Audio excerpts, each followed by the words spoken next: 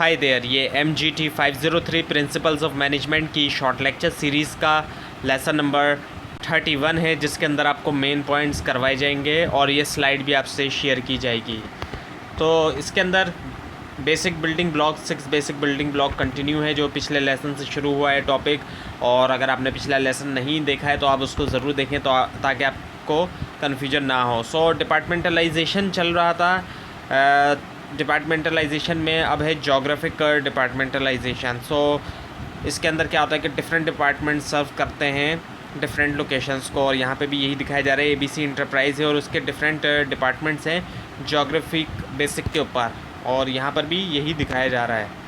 सो इसके फ़ायदे भी हैं और नुकसानात भी हैं।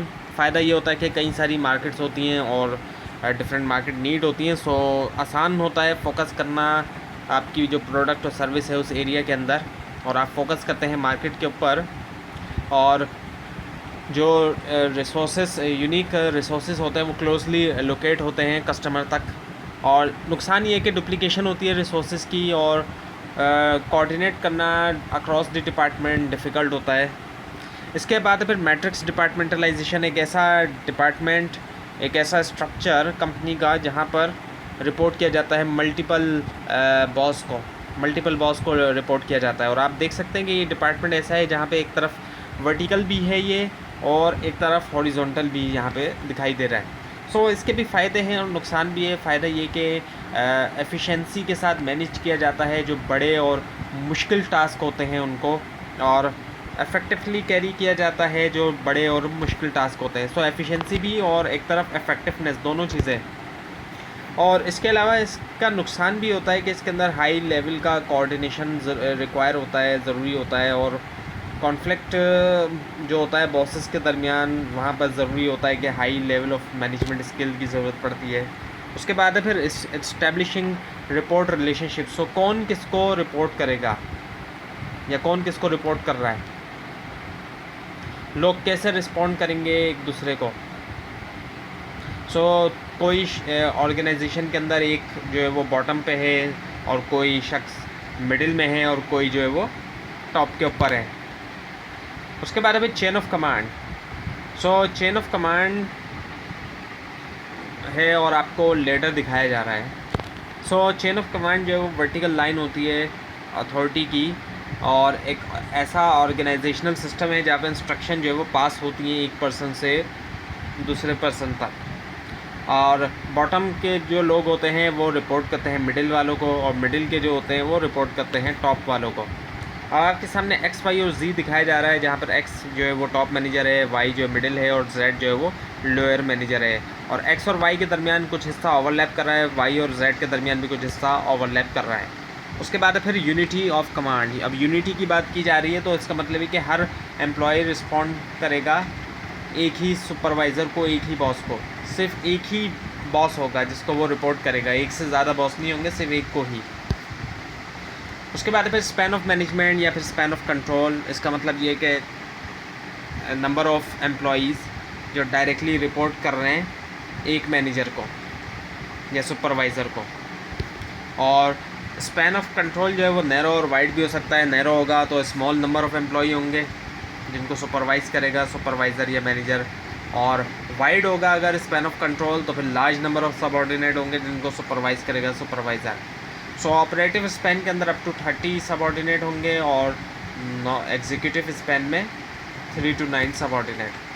सो tall versus flat organisation tall होती हैं, फ्लैट होती हैं। टॉल होने का ये मतलब नहीं होता कि उनकी बिल्डिंग जो है वो कोई ऊँची है, बल्कि वहाँ पे बहुत ज़्यादा लेवल्स पाए जाते हैं, लेयर्स पाई जाती हैं, और फ्लैट के अंदर ऐसा नहीं होता। सो इसी वजह से टॉल जो है वो जनरली ज़्यादा एक्सपेंसिव हैं, कम्युनिकेशन भी डिफ़िकल्ट हो सकती है। फ्लैट के अंदर high level of employ morale और प्रोडक्टिविटी होती है, क्योंकि हर कोई बॉस को रिपोर्ट कर रहा होता है वहाँ पे, उससे मोराल और प्रोडक्टिविटी में इजाफा होता है। लेकिन ज़्यादा एडमिनिस्ट्रेटिव रिस्पॉन्सिबिलिटी भी होती है मैनेजर्स के लिए। तो अब आपके सामने टॉल और फ्लैट दिखाया जा रहा है। अगर आप टॉल को देखें तो वहाँ पे कितनी ज़्यादा लेवल्स मौजूद हैं, लेयर्स मौजूद हैं, जबकि फ्लैट के अंदर इतने ज़्यादा लेवल्स और लेयर्स मौजूद नहीं हैं। तो ये फ़र्क है टॉल्स और मिडिल फ्लैट ऑर्गेनाइजेशन का। उसके बाद है फिर डिस्ट्रीब्यूटिंग अथॉरिटी। सो कैसे जो है वो डिस्ट्रीब्यूट की जाएगी अथॉरिटी। मैनेजर जो है वो डेलीगेट कर सकता है अपनी अथॉरिटी दूसरों को। मैनेजर जो है वो डेलीगेट करता है, डेलीगेशन से मुराद मैनेजर जो है वो असाइन करता है अपना जो वर्कलोड है उसका हिस्सा दूसरों को, और इसके भी रीज़न है, इसी वजह से इसको किया जाता है। एक तो ये कि मैनेजर जो है अपने सबऑर्डिनेट के जो स्किल्स हैं और टैलेंट है उनका इस्तेमाल करते हुए ज़्यादा काम कर सकेगा या करवा सकेगा, एक तो ये। और दूसरा ये कि वो इससे सबऑर्डिनेट को भी मदद मिलेगी उसकी डेवलपमेंट में, उसकी प्रमोशन में। उसके बाद है फिर degree of centralisation. So centralisation of authority,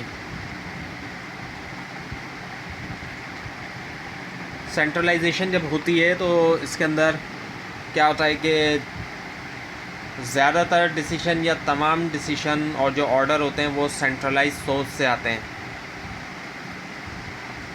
यानी कि जो टॉप लेवल के ऊपर होते हैं ऑर्गेनाइजेशन के अंदर, जो टॉप लेवल के लोग होते हैं वहाँ से।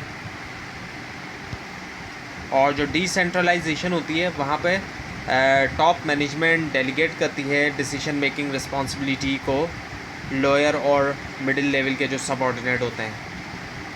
सो उसके बाद है फिर कोऑर्डिनेटिंग एक्टिविटीज़। सो कोऑर्डिनेटिंग का मतलब क्या होता है कि लिंक करना एक्टिविटीज़ को वेरियस जो डिपार्टमेंट है ऑर्गेनाइजेशन के, और यहाँ पे भी वही बात लिखी हुई है।